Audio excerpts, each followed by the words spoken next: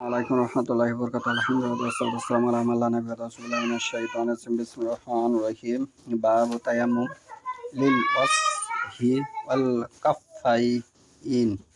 আজকের বক্তব্যের বিষয় হলো মুখমণ্ডলে ও হস্তদ্বয়ে তায়াম্মুম করা। মুখমণ্ডলে ও হস্তদ্বয়ে কি তায়াম্মুম করা সম্পর্কে।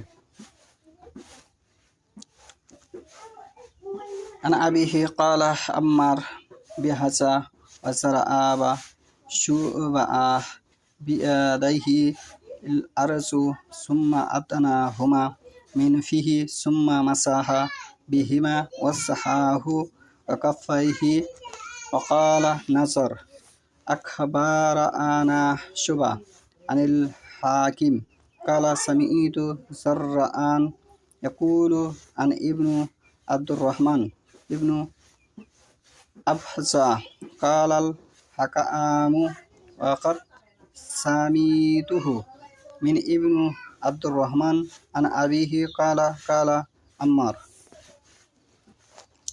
যে হাদিসটা তেলাওয়াত করেছি সহিহ বুখারী প্রথম খণ্ড পর্ব হচ্ছে ৭/৫ হাদিস নম্বর ৩39। আম্মার রাদিয়াল্লাহু আনহু একজন বিশিষ্ট সাহাবী। একথা যা পূর্বের হাদিসে বর্ণনা করা হয়েছে তা বর্ণনা করেছেন শুবাহ। নিজের হস্তদ্বয় মাটিতে মেরে মুখের নিকট নিলেন, ফু দিলেন, তারপর নিজের চেহারা ও উভয় হাত মাসহা করলেন। নজর ও শুবাহ সূত্রে অনুরূপ বর্ণনা করেছেন। এখানে আরেকটি কথা উল্লেখযোগ্য, আমরা জানি যার নাম যেটা পৃথিবীর সকল দেশেই তাকে ওই নামেই ডাকা হবে। ভারতবর্ষ সহ পৃথিবীর অসংখ্য মানুষ চোয়াদের পরে হরফ দত ধরেছে দেখেই তারা এখানে এই সাহাবীর নাম খুঁজে পায়নি। তারা বলেছে নদর। নদর কোনো সাহাবীর নাম নয়, তার নাম হচ্ছে নজর। ইমাম বুখারী রহমতুল্লাহ আর গ্রন্থে এটি আরও অনেক আগেই ওঠানো হয়েছে। ১৯৪ হিজরি তার জন্ম। তাহলে আমরা যে কোরআন হাদিস পড়িনি, এই বিষয়গুলো প্রমাণ বহন করে মানুষকে যে ভুলভাল বোঝানো হয়েছে, সরলসোজা মানুষকে, ভারতবর্ষের মানুষ যে একেবারে সরলসোজা ইসলামের বিষয়ে যে তারা এত ঠকছে যে সেটা ভাষায় বলে শেষ করা যাবে না।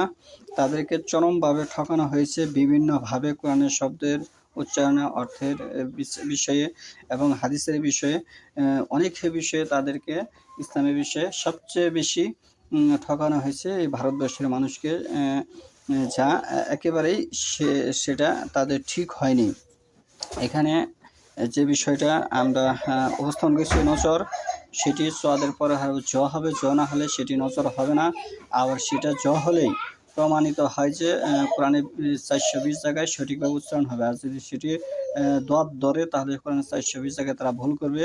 তার মানে কোরআন হাদিসে তারা ইবারত করতে পারবে না। কোরআন হাদিসে তারা ভুল করে তারা মানুষের নাম পরিবর্তন করতে চায়। এরকম আর অসংখ্য সাহাবীর নাম আছে যা তারা পরিবর্তন করতে চায় এবং পরিবর্তন করছে। সমাজ এটি করেই তারা এভাবে বিস্তার লাভ করেছে। এখান থেকে আমাদের বের হয়ে আসতে হবে, কোরআন সুন্নাহ মূল্যায়ন করতে হবে, আল্লাহ রাসূল সাল্লাল্লাহু আলাইহি ওয়াসাল্লামের শেখানো বাণী মূল্যায়ন করতে হবে।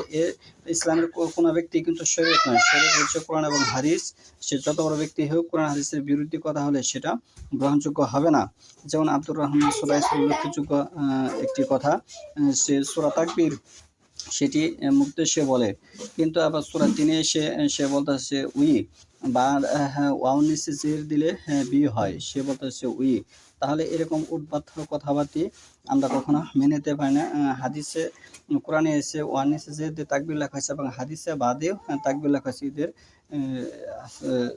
যে হাদিস, ওই হাদিসে বাদে তাকবীর লেখা হয়েছে, কিন্তু সূরা তাকবীরে ওয়াও দিয়ে তাকবীর লেখা হয়েছে। বিষয়গুলি চিন্তা ভাবনা করুন। এই ভুলভাল বিভ্রান্তি থেকে আল্লাহ আমাদেরকে হেফাজত করুন। ওমা তৌফিক ইল্লা বিল্লাহ।